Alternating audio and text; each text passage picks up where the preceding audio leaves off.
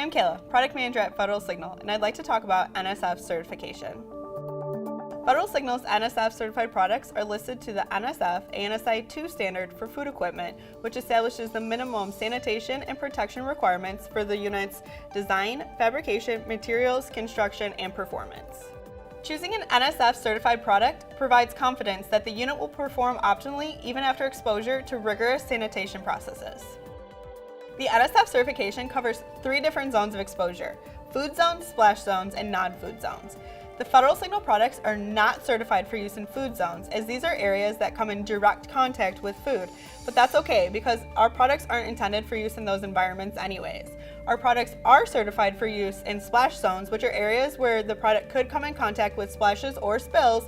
They're also certified for use in non-food zones, which are areas that will not come in direct contact with the food, splashes, or spills, but just the typical dirt and debris. Some of the key product features that helped us achieve the NSF certification are: the units are easily cleanable, they have a smooth body and elliptical lens, there are no horizontal flat surfaces, there are no small areas or crevices, there are no exposed fasteners or threads, the units are fully sealed and gasketed, and the units are going to resist dust, debris, dirt, and water accumulation.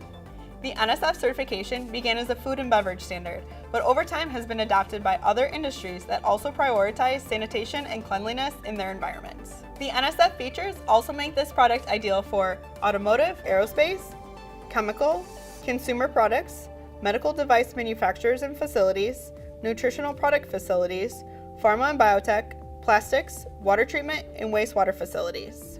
For additional information on Federal Signal's NSF certified products, visit our website at fedsig.com.